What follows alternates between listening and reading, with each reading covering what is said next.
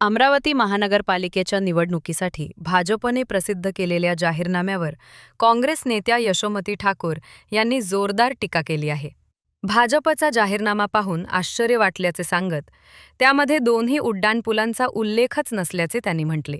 यशोमती ठाकूर म्हणाल्या की प्रशासक राजवट लागू होण्यापूर्वी मनपामध्ये भाजपची सत्ता होती आणि प्रशासक कारातही त्यांचीच हुकूमत राहिली.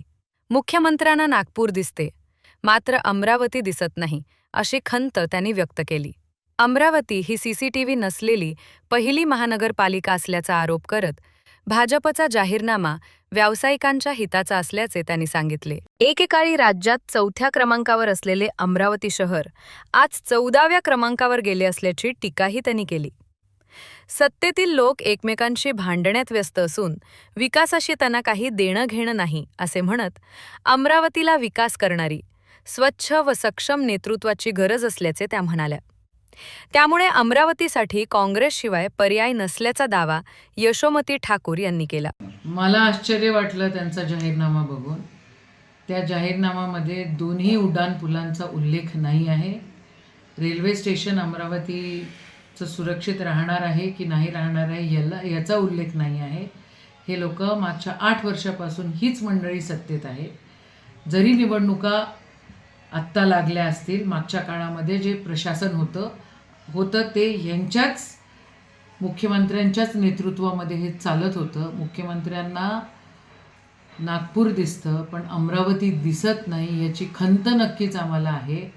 या ठिकाणी CCTV कॅमेरा नसणारं हे महानगरपालिकाचं हे शहर, हे याचं पण आश्चर्य आहे. मग ह्या लोकांनी केलं काय एवढ्या वर्ष? गटर्स असो किंवा हॉकर्स असो किंवा स्वच्छता असो किंवा बाकी सगळ्या व्यवस्था असो, इथं दिसतच नाही. इथं त्यांच्या जाहीरनाम्यामधनं एकंदरीत असं दिसतं की हे बिल्डर लोकांच्या आणि लँड ग्लॅबरच्या मागं लागलेले आहेत. यांना हे आधुनिक शहर नाही करायचं. एकेकाळी जे महाराष्ट्रामध्ये 4थ्या नंबरवर शहर होतं, आत्ता ते 14व्या नंबरवर गेलेलं आहे. हे महाराष्ट्रामधलं शहर 14व्या नंबरमध्ये गेलेलं आहे. याचा काय अर्थ आणि याला आपण काय समजायला पाहिजे? आणि राहिला भाजपचा खेळ खंडोबा, तर जे लोक सत्तेत आहे ते एक दुसऱ्याच्या झिंझोटा ओढून राहिलेले आहेत. त्यांना विकासाचं काहीच घेणं देणं नाही आहे, स्वच्छतेचं काहीच घेणं नाही आहे. यांची नियत ठेकेदारांवर आहे, बाकी कशावर नाही आहे. आणि हे त्यांच्या जाहीरनाम्यामधनं सिद्ध दिसतं आहे. साधं मला आश्चर्य या गोष्टीचं वाटतं की एक राष्ट्रीय पक्ष काही लोकांवर एवढा दबतो की यांची भाजपवाल्यांची काय लाचारी आहे हे समजत नाही आहे.